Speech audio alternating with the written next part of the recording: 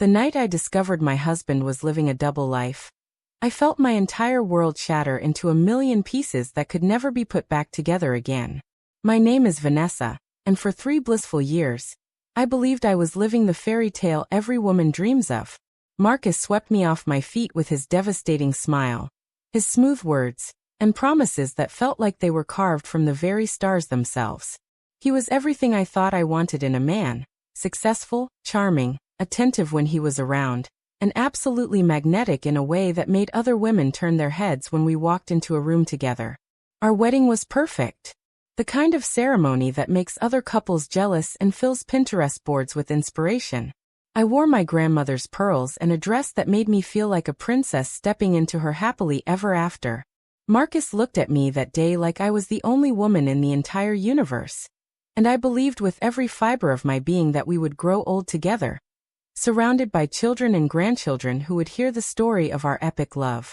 We bought a beautiful colonial house in the suburbs with a white picket fence and a garden where I planned to teach our future children how to plant tomatoes and sunflowers.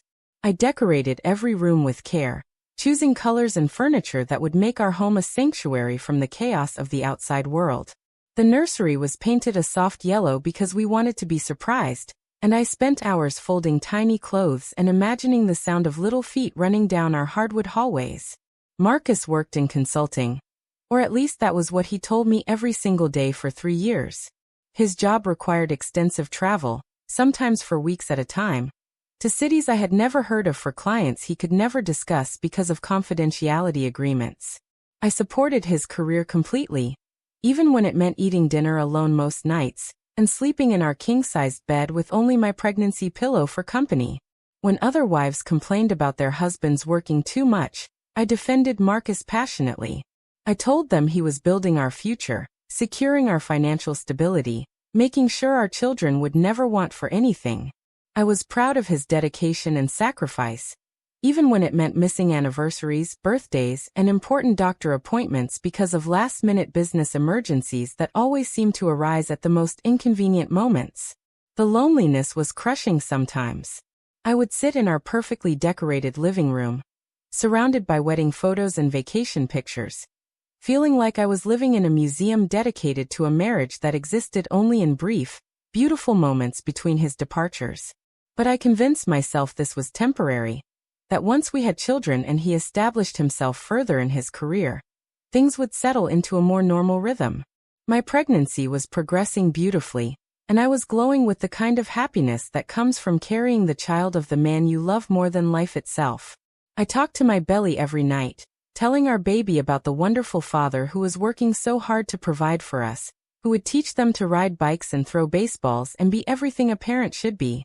Marcus seemed excited about the baby, buying books about fatherhood, and talking about converting his home office into a playroom. He would place his hands on my growing stomach and smile in a way that made my heart flutter with pure joy. These moments felt sacred, like we were creating something magical together that would bind us forever in the most beautiful way possible. But there were signs I chose to ignore, because love makes us blind to things we do not want to see. His phone was always face down on tables, always within arm's reach, always protected by passwords and security measures that seemed excessive for a consultant. When it rang during our rare dinners together, he would glance at the screen with an expression I could not quite read. Something between panic and guilt that disappeared so quickly I convinced myself I was imagining things.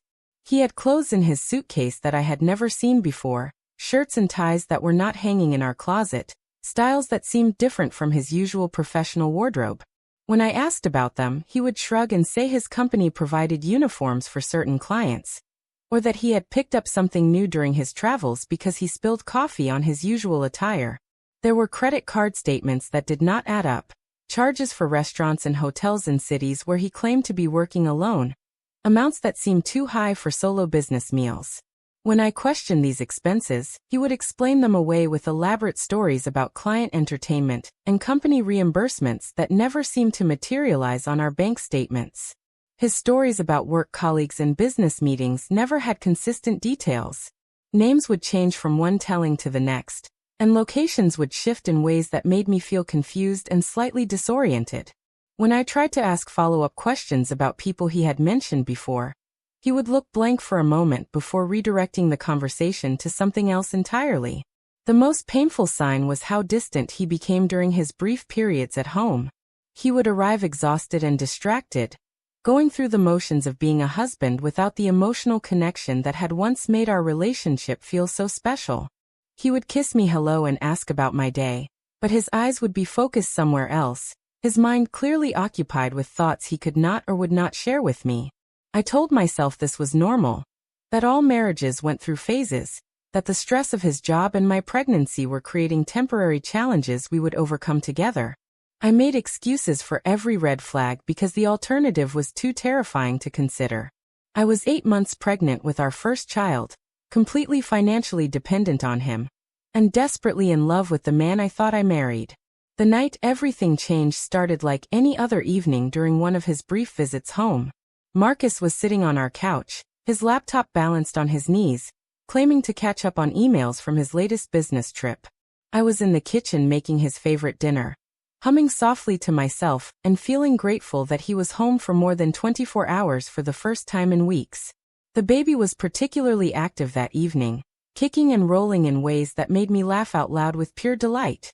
I was stirring the sauce when I heard his phone buzzing insistently on the coffee table.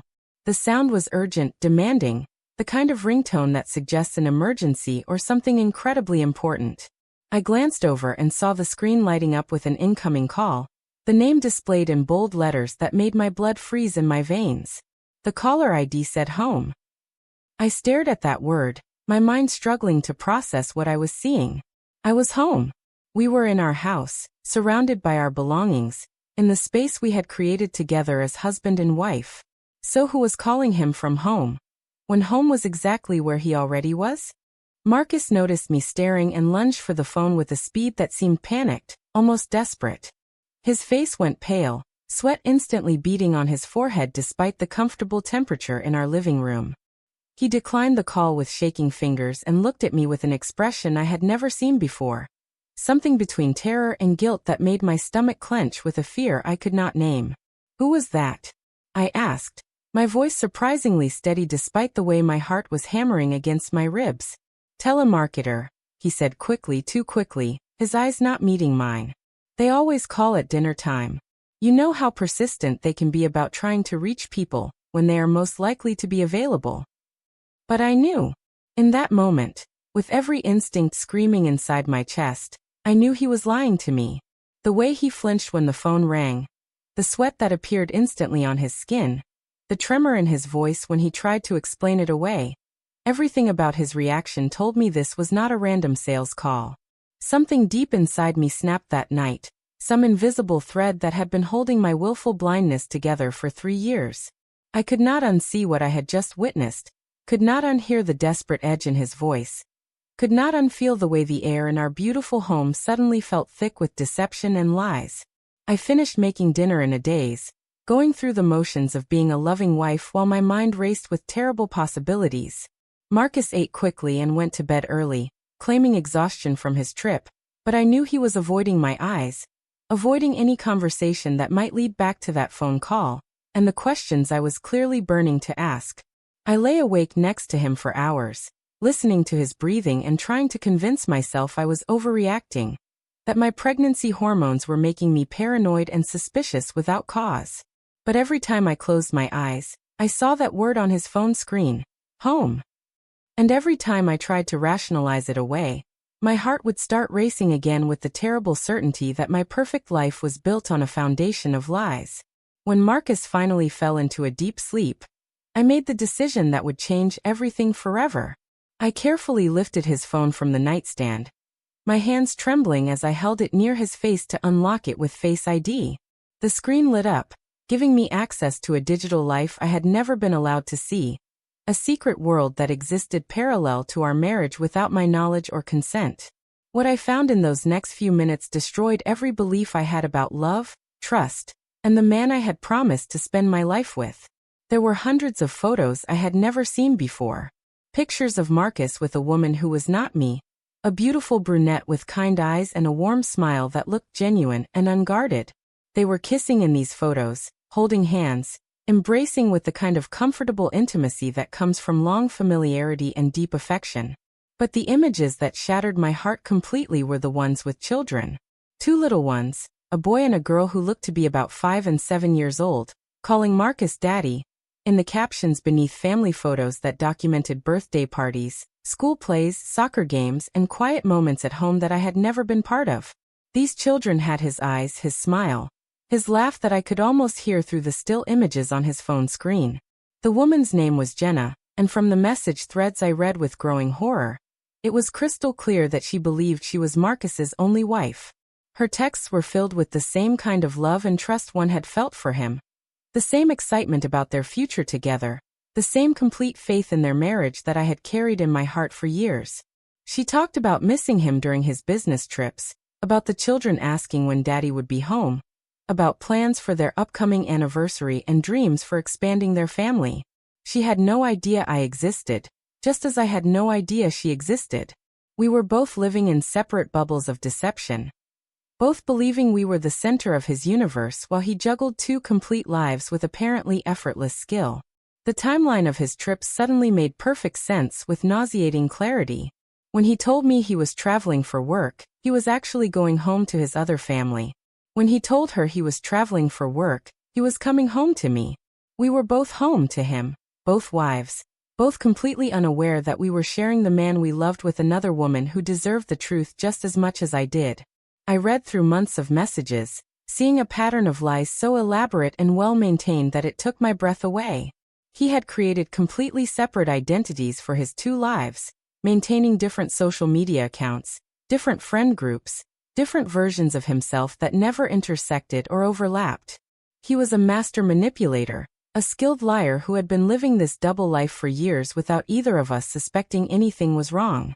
The most heartbreaking discovery was seeing how much Jenna loved him, how completely she trusted him, how similar her feelings were to everything I had felt during our marriage. She was not some mistress or affair partner who knew she was sharing him with someone else. She was a wife, just like me, who believed she had found her soulmate and built her entire life around that belief. I sat in our bedroom, surrounded by the remnants of what I had thought was my perfect marriage, and felt something harder than heartbreak settling into my chest. This was not just betrayal. This was a complete violation of everything I believed about love, honesty, and the sacred trust between two people who promised to build a life together. But instead of falling apart, instead of waking him up to scream and cry and demand explanations that would only be more lies, I felt a cold determination filling the space where my naive trust used to live. I was going to expose this lie, but not just to Marcus. Jenna deserved to know the truth just as much as I did. She deserved to understand that the man she loved and trusted was living a double life that made a mockery of both of our marriages. She deserved the chance to make informed decisions about her future, and the future of her children based on reality, instead of carefully constructed deceptions. I was going to bring his two worlds together in the most devastating way possible. I spent the next week planning the most important dinner party of my life. A carefully orchestrated revelation that would force Marcus to face both of his wives at the same time and deal with the consequences of his choices in front of the women whose lives he had built on lies. First, I researched everything I could about Jenna through social media and public records. I learned that she ran a small bakery business from her home, specializing in custom cakes and pastries for special occasions. She was talented, creative, and clearly beloved by her customers based on the glowing reviews I found online. She was also a devoted mother who posted pictures of her children's achievements and milestones with the kind of pride that made my heart ache for what Marcus was stealing from all of us. I created a fake email address and contacted her bakery, pretending to be planning a baby shower for a friend and interested in scheduling a tasting to discuss custom dessert options. She responded quickly with enthusiasm and professionalism, suggesting we meet at a quiet restaurant downtown where we could talk about my needs while sampling some of her creations. The irony was not lost on me that I was actually planning a baby shower, my own, though not in the way she would expect. I chose a restaurant that was public enough to prevent a complete scene, but intimate enough that our conversation would not be overheard by dozens of other diners. I made a reservation for 4 people, though I only planned to tell Marcus about 2 of us being there initially. The hardest part was acting normal around Marcus during the week leading up to my planned revelation. I had to smile and make conversation and pretend everything was fine while knowing exactly what kind of man I was married to and what I was about to do to expose his lies. He was planning another business trip the following week, which I now knew meant he was going home to spend time with his other family while I sat alone in our house believing I was supporting his career. The night before the dinner, I barely slept. I kept imagining how it would unfold, what I would say, how both Marcus and Jenna would react when they realized what was happening. I felt nervous and sick and absolutely certain that this was the right thing to do, even though it meant destroying the life I had built around loving him. I chose my outfit carefully, a beautiful maternity dress that showed off my pregnancy in a way that would make the situation even more impactful. I wanted Jenna to see that I was not just another woman in Marcus's life, but a pregnant wife who had been deceived just as completely as she had been. On the day of the dinner, I told Marcus we were meeting some friends at the restaurant, people he had never met who were excited to celebrate our upcoming arrival. He seemed pleased by the idea, probably grateful for any social event that did not require him to navigate questions about his work or explain why he was never available for couple gatherings with people who might remember details about his schedule. I arrived at the restaurant first, my heart pounding so hard I could feel it in my throat. I checked in with the hostess and was seated at a table with 4 chairs, trying to look calm while my entire world was about to explode into pieces that could never be put back together. Marcus arrived exactly on time, looking handsome and relaxed in a way that made me feel sick with the knowledge of what he was hiding. He kissed my cheek and asked about the friends we were supposedly meeting, making small talk about work and the baby while I struggled to maintain normal conversation. And then Jenna walked through the door. She was even more beautiful in person than she had been in the photos, with the kind of genuine warmth that radiates from people who have not yet been broken by betrayal and lies. She was carrying a small portfolio of bakery samples and looking around the restaurant with the nervous excitement of someone meeting a potential new client. The moment she saw Marcus, her entire face changed. The professional smile disappeared, replaced by confusion that quickly shifted to something approaching horror as she recognized the man she thought was her devoted husband sitting at a table with a very pregnant woman who was clearly not just a business associate or casual friend. Marcus went completely white, his mouth falling open in an expression of pure panic that would have been comical if the situation had not been so devastating for all of us. "Why is she here?" Jenna asked, her voice barely above a whisper as she looked from Marcus to me and back again, her mind clearly racing to make sense of what she was seeing. I looked directly at Marcus, my voice steady despite the way my heart was breaking for both of us. "Go ahead, honey. Why do you not introduce your wife to your other wife?" The silence that followed was the most brutal thing I have ever experienced. It stretched between the 3 of us like a chasm opening in the earth, filled with the weight of years of lies and betrayal, and the complete destruction of 2 marriages that had been built on nothing but deception. Jenna sank into the 4th chair at our table, her face going through every stage of realization as the truth hit her in waves. I could see her putting together all the pieces that had never quite made sense. His unexplained absences, his secretiveness about work, the way certain conversations always got redirected when she asked too many questions about his schedule. Marcus tried to speak several times, opening his mouth and then closing it again as he realized there were no words that could possibly explain or justify what he had done to both of us. He looked like a man who had been caught in a trap of his own making, finally facing the consequences of choices he had somehow convinced himself would never be discovered. I reached across the table and slid my wedding ring toward him, the symbol of promises that had never been real to begin with. "I am done," I said, surprised by how calm my voice sounded. "I hope your lies keep you warm at night, because you will not have either of us anymore." Jenna stood up suddenly, her chair scraping against the floor with a sound that made other diners turn to look at our table. Without saying a word, she drew back her hand and slapped Marcus across the face with a force that echoed through the restaurant like a gunshot. I did not wait to see his reaction. I gathered my purse, stood as gracefully as my pregnant body would allow, and walked out of that restaurant with my head held high, leaving Marcus to face the wreckage of his double life alone. The waiter who had been approaching our table with menus stood frozen in stunned silence, clearly having witnessed something that would become a story he would tell for years to come. I drove home in a haze of adrenaline and heartbreak, feeling simultaneously empowered by what I had done and devastated by what I had lost. The house looked different when I walked through the door, smaller somehow, like a stage set for a play that had ended its run and would never be performed again. Over the next few days, Jenna and I exchanged messages that started tentatively and grew into a strange kind of friendship born from shared betrayal. She thanked me for giving her the truth she deserved to know, even though it had destroyed the life she thought she was living.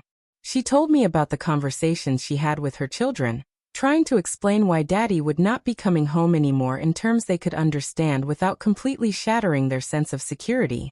She left Marcus immediately, taking the children to stay with her parents while she consulted with divorce attorneys, and began the process of legally separating their lives. It turned out that because she had been married to him longer and had children from their relationship, she had more legal claim to his assets than I did. When she offered to fight for everything he owned, I told her to take it all. I did not want anything that had been built on lies, anything that connected me to the man who had betrayed both of us so completely.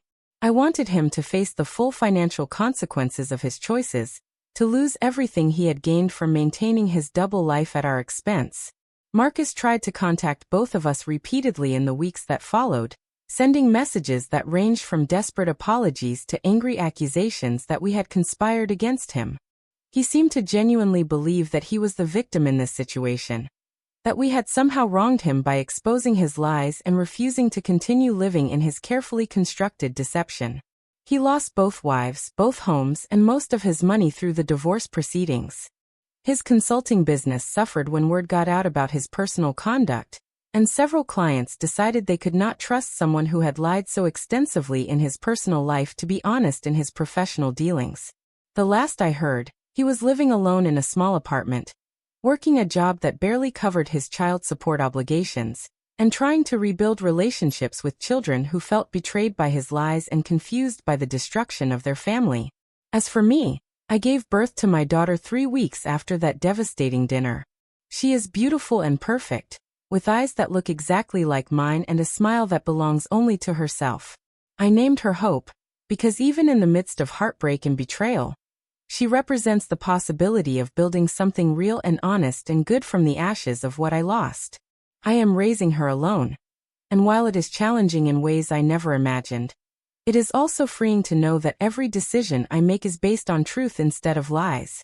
She will grow up knowing that love should be honest, that trust is sacred, and that she deserves better than anyone who would ask her to live in the shadows of someone else's deception.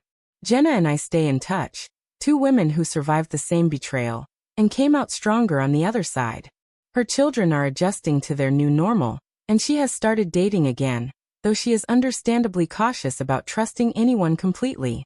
She sends me pictures of the birthday cakes she makes for Hope, and I send her updates about milestones and achievements that Marcus will never be part of.